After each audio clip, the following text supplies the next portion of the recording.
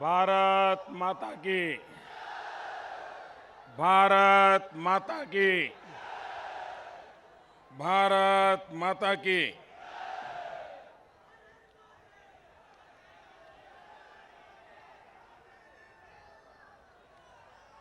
तोहनी सबके प्रणाम करियो।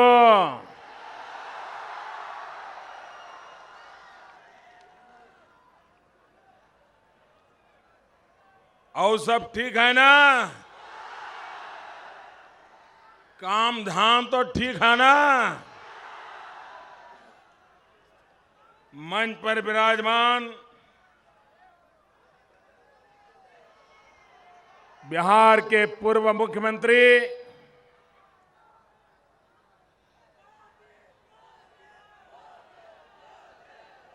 बिहार के वरिष्ठ नेता श्रीमान जीतन राम मांझी जी,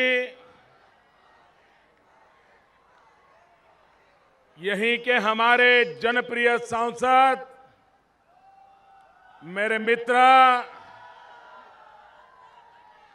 डॉक्टर अरुण कुमार, राष्ट्रीय प्रवक्ता भारतीय जनता पार्टी श्रीमान शाहनवाज हुसैन जी,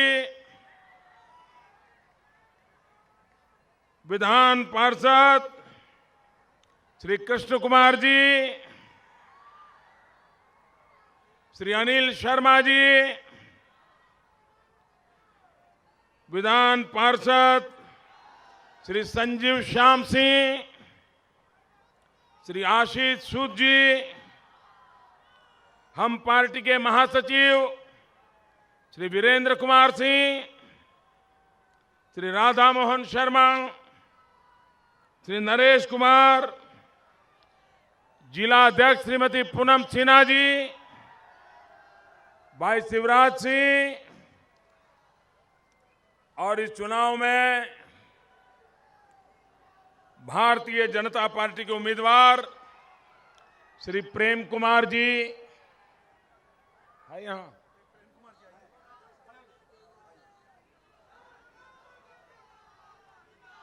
अकल से भाजपा के उम्मीदवार चित्तरंजन कुमार जी,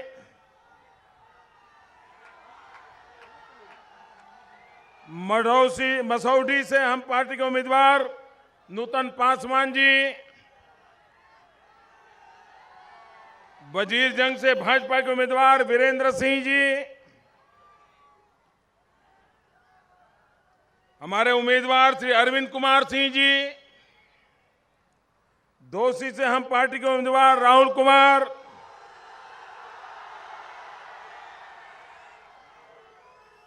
बेलागंज से हम पार्टी के उम्मीदवार शरीम अली जी, जहानाबाद से राष्ट्रीय लोक समता पार्टी के उम्मीदवार प्रवीण कुमार जी, कुर्ता से लोक समता पार्टी के उम्मीदवार श्री अशोक कुमार वर्मा जी। कोई छूट तो नहीं गया ना भाई? मेरे तो कोई गलती नहीं हुई ना? सबके साथ बोलिए भारत माता की। मंच पर विराजमान सभी वरिष्ठ महानुभाव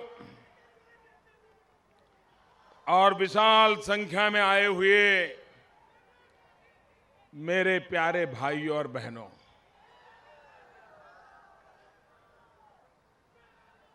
ये मौसम ऐसा होता है कि जिस मौसम में बड़ी चमचमाती गर्मी होती है, चमड़ी को भी चीर डाले, ऐसी भयंकर गर्मी होती है। और ऐसी भयंकर गर्मी में दूसरी चुनाव की गर्मी होती है।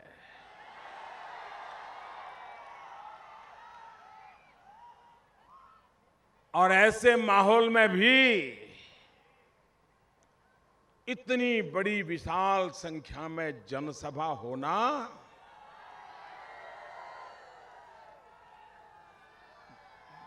जहानाबाद के भाइयों, मेरी शिकायत है और मेरी शिकायत मेरे मित्र अरुण से भी है। करूं? शिकायत करूं? आप बुरा नहीं मानोगे ना? पक्का नहीं मानोगे? मैं लोकसभा के चुनाव में भी आया था, लेकिन लोकसभा के चुनाव में मैं खुद चुनाव लड़ रहा था, अरुण चुनाव लड़ रहा था, लेकिन आधे लोग भी नहीं आए थे, आधे लोग भी। और आज मैं देख रहा हूं ऐसा जनसैलाब, हवा का रुख क्या है उसका पूरा पूरा पता चल जाता है। उस समय आधे लोग थे, फिर भी जीत गए। इस बार तो इतनी बड़ी भारी संख्या में आप समर्थन देने के लिए आए हैं। भाइयों बहनों, आज एक हिस्से में मतदान जारी है।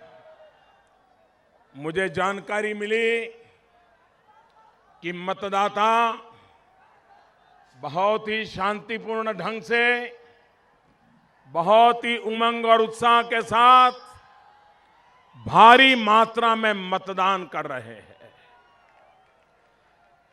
आज जहां मतदान हो रहा है, मैं वहां के सभी मतदाताओं को हृदय से अभिनंदन करता हूं, बधाई देता हूं कि वे आज अपने अधिकार का उपयोग करने जा रहे हैं।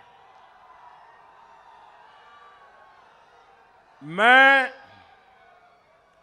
चुनाव आयोग का भी अभिनंदन करता हूं, क्योंकि जब मैं दिल्ली से निकला तो मैंने टीवी पर एक पोलिंग बूथ देखा, टीवी पे दिखा रहे थे, जहां पर जो मतदाता क्यू में खड़े रहते हैं उनके लिए बैठने का प्रबंध था, उनके लिए पानी पीने का प्रबंध था। मैं सच में मानता हूं हमारे देश के मतदान के दिन इलेक्शन कमीशन ऐसी व्यवस्था करे, ये अपने आप में बड़ा गौरवपूर्ण विषय है। और इसलिए भारत के लोकतंत्र की ताकत, भारत के लोकतंत्र की निष्पक्षता की ताकत और भारत के इलेक्शन कमीशन की प्रतिष्ठा, ये आज पूरे विश्व में हम गर्व कर सके ऐसी प्रतिष्ठा बनी है। और इसलिए मैं उन सबको हृदय से अभिनंदन करता हूं, बहुत बहुत बधाई देता हूं। भाइयों बहनों,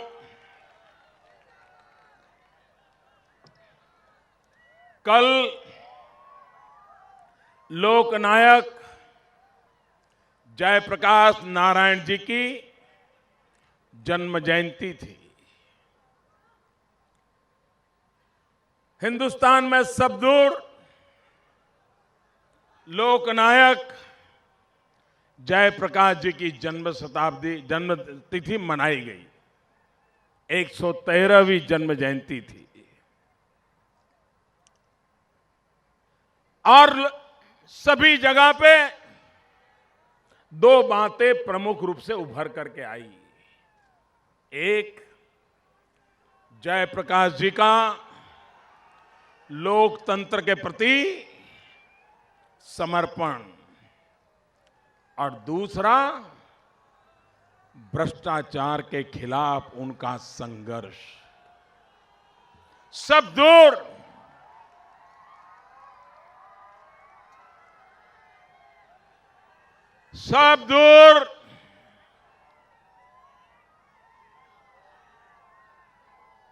एक ही आवाज थी कि 1975 में लोकतंत्र की हत्या की गई थी।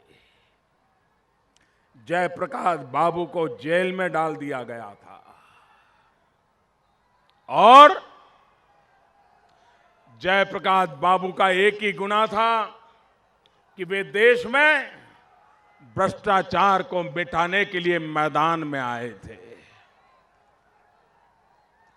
ये जो विशेष उत्साह के साथ आए हैं, उनसे मेरी प्रार्थना है कि आप नीचे रह जाइए, इनको नीचे उतारिए, कहीं गिर जाएंगे तो चोट पहुंचेगी भैया। नीचे उतारिए। आपका उत्साह बहुत अच्छा है, मैं आपका अभिनंदन करता हूं, लेकिन मेहरबानी करके ऐसा कुछ न करें ताकि किसी का कोई नुकसान हो जाए। भाइयों बहनों, जयप्रकाश जी को जेल में क्यों बंद किया गया था? उनका एक ही गुनाह था कि वे भ्रष्टाचार के खिलाफ देश को तैयार कर रहे थे, देश को जगा रहे थे। लेकिन भाइयों बहनों, पूरे हिंदुस्तान ने जयप्रकाश जी की जयंती भ्रष्टाचार के खिलाफ संकल्प करके मनाई। लेकिन जो उन्हीं के चेले कहे जाते हैं, जिन्होंने जयप्रकाश जी की उंगली पकड़ करके राजनीति में आए थे, जो दिन रात जयप्रकाश जेपी जेपी बोल करके राजनीति करते रहते थे, उन्होंने कल जयप्रकाश जी का जन्मदिन कैसे मनाया? कैसे मनाया? मैं तो टीवी पे देखा रात को मुंबई से आने के बाद 4 लाख रुपया।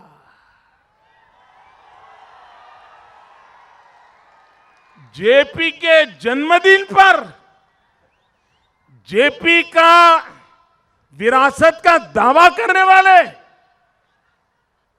भाइयों बहनों, जेपी के जन्मदिन पर जेपी का ऐसा अपमान कभी नहीं हुआ होगा, कभी नहीं हुआ होगा। भाइयों बहनों,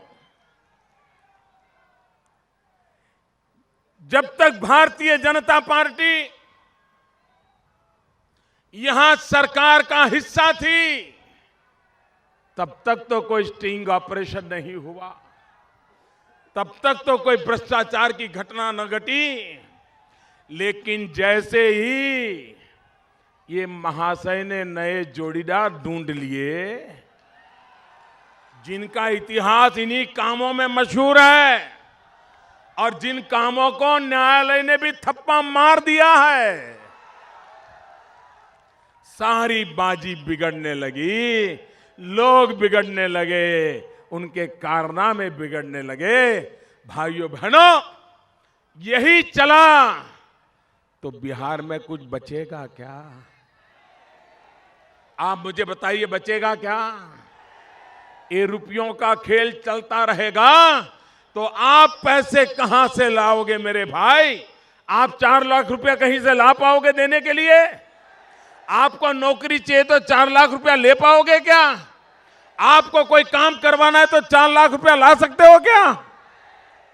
अगर 4 लाख रुपये की बोली बोली जाती है, हिसाब किताब उस प्रकार से होता है और सरकार में रहते हुए होता है, तो भाइयों बहनों,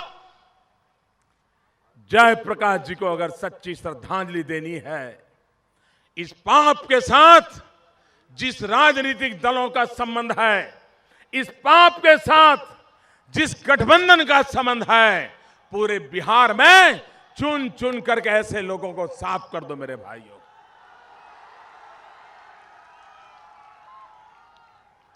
भाइयों बहनों,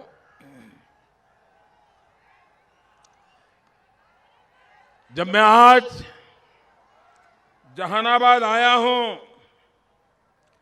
तो स्वाभाविक रूप से मुझे शहीद जगदेव बाबू की याद आती है।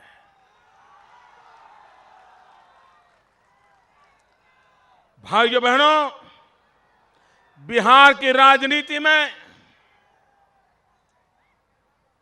वंचितों के लिए लड़ाई लड़ने वाला, वंचितों के लिए जीवन खपाने वाले जगदेव बाबू, उनकी हत्या किस समय हुई थी? किसकी सरकार थी? सरकार में बैठे हुए किन किन लोगों पर आरोप लगे थे? और जगदेव बाबू तब खुद सरकार में मंत्री थे, उसके बावजूद भी उनको मार दिया गया था। वंचितों के, पीड़ितों के, शोषितों के वो आवाज थे, वो आवाज को दबा दिया गया था। और अब तक बिहार को पता तक नहीं चलने दिया गया कि जगदेव बाबू को कैसे मार दिया गया था। भाइयों बहनों, मैं आज बिहार की धरती पर, आज मैं जहानाबाद की धरती पर यहां के मुख्यमंत्री को सवाल पूछता हूं, लालू जी को सवाल पूछता हूं कि आप ऐसी कांग्रेस के साथ कैसे बैठ सकते हो जिन्होंने वंचितों की आवाज को दबा दिया था, कुचल दिया था, गोलियों से भून दिया था, जगदेव बाबू को मौत के घाट उतार दिया था। ऐसे लोगों के साथ आप कैसे समझौता कर सकते हो? और इसलिए मेरे भाइयों बहनों, ये जो सत्ता के लिए स्वार्थ का बंधन हुआ है, इनको पहचानने की आवश्यकता है। आप देखा होगा इस चुनाव में दो बातें प्रमुख रूप से उभर करके आई है। दो बातें प्रमुख रूप से उभर करके आई है। एक बात जो हम लोग बोलते हैं, डॉक्टर अरुण बोलते हैं, जीतन राम मांझी बोलते हैं, रामविलास पासवान बोलते हैं, उपेंद्र कुशवाहा बोलते हैं, सुशील मोदी बोलते हैं, नंद कुमार यादव बोलते हैं। हम क्या बात बोलते हैं? हम यही बात बोलते हैं कि बिहार के विकास के लिए हमें मौका दीजिए। कहते हैं कि नहीं कहते हैं? हम बिहार के विकास के लिए वोट मांग रहे कि नहीं मांग रहे? मांग रहे कि नहीं मांग रहे? हमारा एक ही एजेंडा है, बिहार का विकास। और उनके भाषण सुनिए, क्या बोलते हैं? पत्रकार परिषद करें तो क्या बोलते हैं? टीवी एंकर को बाइट दे तो क्या बोलते हैं? टीवी में प्रेस कॉन्फ्रेंस करे तो क्या बोलते हैं? बड़े बड़े समारोह करके टीवी वालों को बुलाकर कार्यक्रम करे तो क्या बोलते हैं? एक ही बोलते हैं, हम मोदी का विनाश करके रहेंगे, हम मोदी का विनाश करते रहेंगे, हम मोदी का विनाश करके रहेंगे। भाइयों बहनों, निर्णय आपको करना है। ये चुनाव में बिहार के विकास के लिए वोट देना है कि नहीं देना है? बिहार को विकास चाहिए कि नहीं चाहिए? बिहार को विकास चाहिए कि नहीं चाहिए? मोदी का विनाश, क्या ये चुनाव का मुद्दा हो सकता है क्या? क्या चुनाव ऐसे मुद्दों पर लड़ा जाता है क्या? आए दिन एक ही बात, मोदी का विनाश, मोदी का विनाश। और एक नेता तो यहां तक कहते हैं, एक बार बिहार निपट जाएगा तब मोदी दिल्ली में भी खत्म हो जाएगा। भाइयों बहनों, लोकतंत्र किसी को खत्म करने के लिए नहीं होता है। लोकतंत्र जनता जनार्दन की आशा आकांक्षाओं को पूर्ण करने के लिए राजनीतिक दलों ने विकास के अपने एजेंडा लेकर के जाना होता है, और तब जाकर के सामान्य मानवीय की आशा आकांक्षाएं पूर्ण होती है। भाइयों बहनों, हमने बिहार को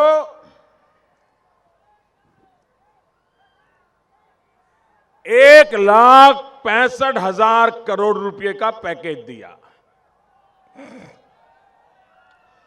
1,25,000 करोड़ का पैकेज नए विकास के लिए, और 40,000 करोड़ का पैकेज जो कागज पे तो योजना बनी थी, लेकिन रुपया एक भी दिया नहीं गया था।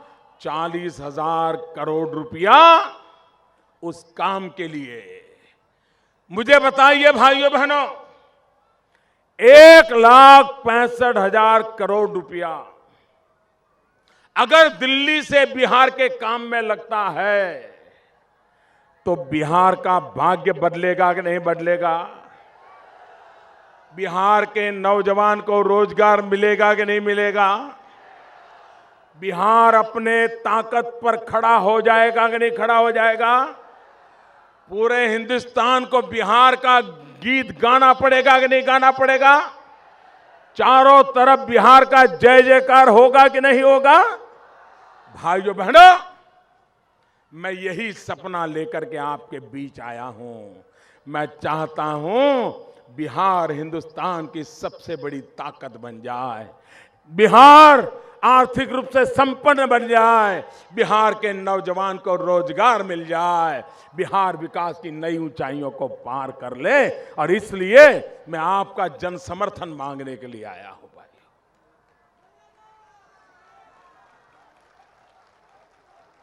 आप मुझे बताइए,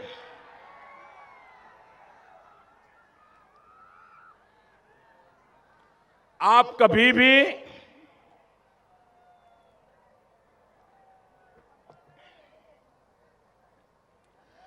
बिहार में एक कठिनाई लंबे अरसे से चल रही है। बिहार के लोगों से मैं एक प्रार्थना करने आया हूं। मैं प्रार्थना करूं, मेरी विनती करूं, एक बराबर समझने का प्रयास करोगे? देखिए, बिहार को एक कठिनाई रही है। कठिनाई ये रही है पिछले 30 साल से कि बिहार में जिसकी सरकार होती है, दिल्ली में उससे हमेशा झगड़ा ही होता है, या दिल्ली में जिसकी सरकार होती है उसका हमेशा बिहार से झगड़ा होता है। ये स्थिति अच्छी है क्या? बिहार और दिल्ली लड़ते रहे, ये स्थिति अच्छी है क्या? बिहार और दिल्ली में आशंका हो, ये स्थिति अच्छी है क्या? इसके कारण हमारे 30 साल बर्बाद हो गए। भाइयों बहनों, पहली बार एक ऐसा मौका आया है, पहली बार ऐसा मौका आया है 30 साल के बाद, जिसमें दिल्ली में जो सरकार है, लोगों ने उसकी एक मित्र सरकार बिहार में बनाने का फैसला कर लिया है। और इसके कारण पहले बिहार सरकार की ताकत दिल्ली से लड़ने में ही जाती थी। कुछ भी नहीं हुआ, दिल्ली को गाली दो, कुछ भी नहीं हुआ, दिल्ली को गाली दो, और यहां वो बच जाते थे। भाइयों बहनों, अब बिहार को ऐसी सरकार चाहिए कि जिसका जवाब बिहार सरकार को भी देना पड़े और जिसका जवाब दिल्ली सरकार को भी देना पड़े, ऐसी सरकार चाहिए। और इसलिए मैं आग्रह करता हूं कि आप इस बार ऐसी सरकार बनाइए जिसके साथ मुझे कंधे से कंधा मिलाकर के काम करने का अवसर मिले। मुझे बिहार के लिए काम करना है, लेकिन अगर यहां पर रुकावट डालने वाली सरकार होगी तो मैं दिल्ली से लाख कोशिश करूंगा। ये राजनीति करते रहेंगे, बिहार बर्बाद होता रहेगा और देश कभी आगे नहीं बढ़ेगा। और इसलिए मेरे भाइयों बहनों, बिहार को भी एक मित्र सरकार मुझे चाहिए, एनडीए की सरकार चाहिए, भाजपा के नेतृत्व वाली सरकार चाहिए, ताकि दिल्ली और बिहार के बीच 30 साल से जो संघर्ष चल रहा है वो समाप्त हो जाए और विकास की नई ऊंचाइयों को पार कर दे। मैं आज कुछ आंकड़े देख रहा था, मैं आंकड़े देख करके हैरान हो गया। क्या स्थिति है, बिहार सरकार कैसे काम कर रही है। आप देखिए, बिहार देश में भारत सरकार ने जो पैसे दिए, इन पैसों का क्या हाल है जरा देखिए आप। अगर ऐसी सरकार रहेगी तो 1,65,000 करोड़ का क्या हो जाएगा, इसका आप अंदाज कर सकते हैं। भाई, एक कैमरा वालों से मेरी प्रार्थना है कि मेहरबानी करके आप अपनी जगह पे रहिए। आप कैमरा लेकर के वहां जाते हैं, उसके कारण वहां नया उत्साह बढ़ जाता है। भाइयों बहनों, आप देखिए 1,65,000 करोड़ रुपया, उस पैकेज का क्या होगा अगर ऐसी सरकार बिहार में आई तो। आज जो सरकार है उसका हाल क्या है? शिक्षा के क्षेत्र में भारत सरकार ने जो पैसे भेजे, अब तक उसमें से 1,000 करोड़ रुपए का हिसाब बिहार सरकार ने नहीं भेजा है। मुझे बताइए, कोई काम ऐसा चल सकता है क्या? सरकार ऐसी चलाओगे क्या? 1,000 करोड़ का हिसाब सिर्फ शिक्षा में अभी तक दिल्ली को पहुंचा नहीं है। स्वास्थ्य, गरीब आदमी को दवाई मिले, अभी तक दिल्ली सरकार ने जो पैसे भेजे हैं उसमें से 500 करोड़ रुपयों का हिसाब बिहार सरकार ने नहीं भेजा है। भाइयों बहनों, गरीब बच्चों के लिए,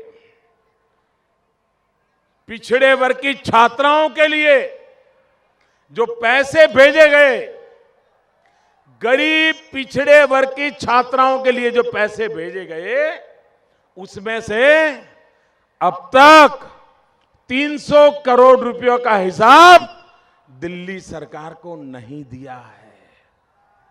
भाइयों बहनों, आप मुझे बताइए कि अगर दिल्ली से पैसे आए लेकिन यहां की सरकार अगर हिसाब भी देने को तैयार नहीं होगी, हिसाब देने की स्थिति में नहीं होगी, ये 1,000 करोड़ 2-2 हजार करोड़ रुपया कहां गए उसका अता पता ही नहीं चलेगा, तो मुझे बताइए मेरे भाइयों बहनों, वो पैसा आपके काम आएगा?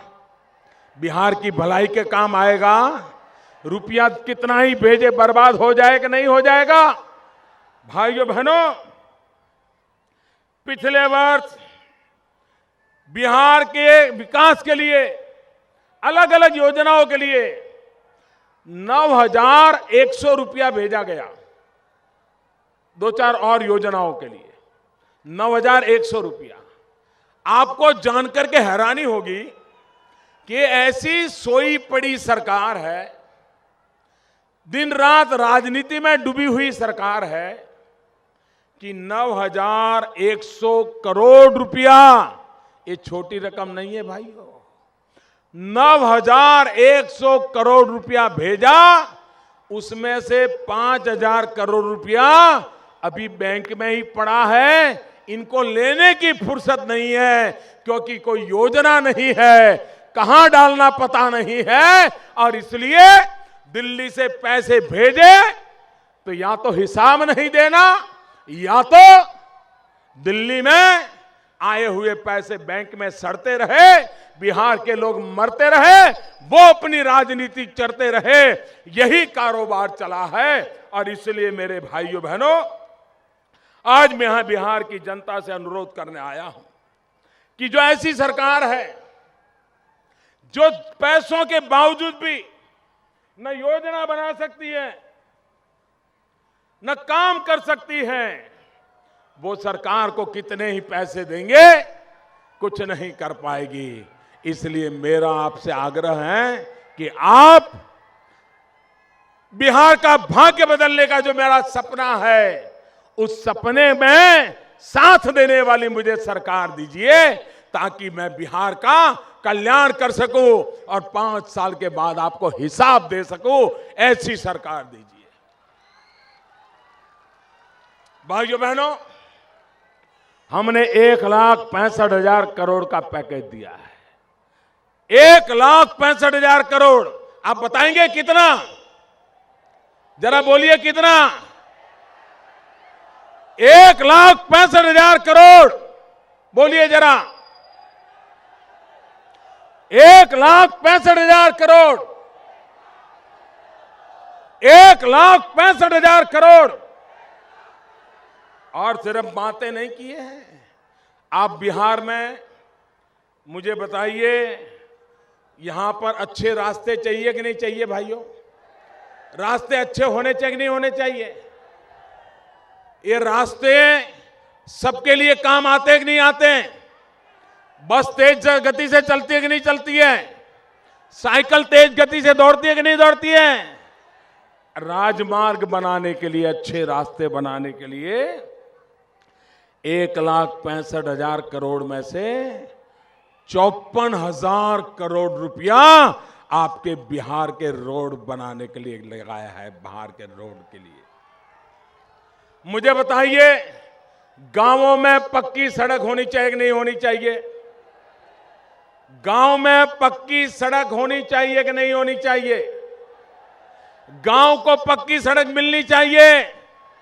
किसान को अपना माल मंडी में ले जाना है तो पक्की सड़क काम आएगी। गांव के बच्चों को पढ़ने के लिए जाना है तो सड़क काम आएगी। भाइयों बहनों, 13,800 करोड़ रुपए की लागत से बिहार में 22,000 किलोमीटर लंबी ग्रामीण सड़कों का जाल बिठाने का मैंने निर्णय किया है। 22,000 किलोमीटर लंबी ग्रामीण सड़कें बिहार के कोने कोने पर, जैसे शरीर में शिरा और धमनी होती है, वैसे ही बिहार की आर्थिक प्रगति के लिए एक तरफ राजमार्ग, एक तरफ ग्रामीण सड़क, ये इतना बड़ा अभियान मुझे चलाना है। और इसलिए मेरे भाइयों बहनों, मैं आपसे अनुरोध करने आया हूं कि आप भारतीय जनता पार्टी की सरकार बनाइए, एनडीए की सरकार बनाइए। जीतन राम मांझी के साथ जो अन्याय हुआ है, उस अन्याय का बदला लीजिए। 25 साल हो गए इन्होंने बिहार को बर्बाद किया है, इनको सजा देने का काम कीजिए भाइयों। ये स्वार्थ बंधन के लोग 25 साल, ये बड़े भाई और छोटे भाई ने सरकार चलाई 25 साल, और एक दूसरे को कैसी गाली देते थे, किस भाषा में बोलते थे, आप सब जानते हो भाइयों। आज इकट्ठे हो गए हैं, इसलिए उनको कुर्सी की चिंता है, बिहार की चिंता नहीं है भाइयों। और इसलिए सरकार उनकी बननी चाहिए जिनको बिहार की चिंता हो। यहां के किसानों का क्या हाल किया है आप देखिए। चावल की खेती आज हिंदुस्तान में प्रति हेक्टर एवरेज करीब 2,400 किलोग्राम चावल पैदा होता है। हिंदुस्तान में औसत प्रति हेक्टर 2,400 किलोग्राम चावल पैदा होता है, जबकि बिहार में प्रति हेक्टर सिर्फ 1,700 किलोग्राम चावल पैदा होता है। मतलब 1 हेक्टर पर हमारे किसान को कितना नुकसान होता है। अगर देश की औसत जितना चावल पैदा होता तो यहां पर 75 लाख टन चावल पैदा होता, लेकिन 20 लाख टन चावल कम पैदा होता है। और 20 लाख टन चावल पैदा कम होता है, मतलब कि किसान को 4,000 करोड़ रुपए का नुकसान होता है। 4,000 करोड़ का। हम और कुछ करें या न करें, कम से कम देश के अन्य देश राज्यों के किसानों की स्थिति में बिहार के किसान को ला सकते हैं कि नहीं ला सकते? अगर लाएंगे तो 20 लाख टन चावल ज्यादा पैदा होगा और यहां के किसान की 4,000 करोड़ रुपया इनकम ज्यादा बढ़ जाएगी। न सरकार के पास उनको जाना पड़ेगा, न दिल्ली सरकार से कुछ मांगना पड़ेगा, विकास अपने आप होगा। लेकिन इनको करना नहीं है। मैं हमेशा कहता हूं, बिहार का पानी और बिहार की जवानी, ये बिहार का पानी और बिहार की जवानी, ये बिहार की इतनी बड़ी ताकत है, उस ताकत पर किसी सरकार ने ध्यान नहीं दिया। उस ताकत पर किसी सरकार ने ध्यान नहीं दिया है। आप देखिए, पंजाब में 5 प्रमुख नदियां हैं, 5 पंच आब, उसमें से पंजाब बना, 5 नदियां हैं। बिहार में अगर आप नदियों के नाम गिनने जाओ तो भूल पड़ जाएगी, इतनी सारी नदियां हैं। पंजाब में 5 नदियां होने के बावजूद भी अगर पंजाब पूरे हिंदुस्तान का पेट भरने की ताकत बन गया, तो बिहार में तो इतनी सारी नदियां हैं, पानी समंदर में चला जाता है। यही पानी कभी कभार हमारे गांव के गांव खींच के ले जाता है। गांव के गांव किनारे जिनके खेतों को खस्त कर देता है।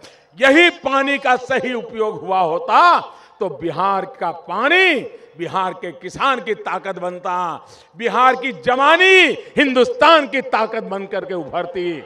और इसलिए मेरे भाइयों बहनों, मैं इस चुनाव में आपके पास आया हूं, भारी मात्रा में मतदान करिए। 16 तारीख को मतदान है। गर्मी कितनी क्यों न हो, ज्यादा से ज्यादा मतदान करोगे मतदान। मैं एक नारा बुलवाता हूं, बोलेंगे, पहले मतदान फिर जलपान। मैं बोलूंगा पहले मतदान, आप बोलिए फिर जलपान। पहले मतदान, पहले मतदान, पहले मतदान। मतदान करना ये हमारा पवित्र दायित्व है। मतदान अवश्य करें और एक मजबूत सरकार बनाइए, 2/3 बहुमत वाली सरकार बनाइए। आप देखिए, बिहार भी उसी तेजी से आगे बढ़ेगा। इतनी बड़ी भारी संख्या में यहां आने के लिए मैं आपका बहुत बहुत आभारी हूं। सभी नेताओं से मेरी प्रार्थना है, आप पधारिए, सारे नेता, सब नेता यहां आए, मेरे साथ बोलिए, भारत माता की, भारत माता की, भारत माता की, भारत माता की। बहुत बहुत धन्यवाद।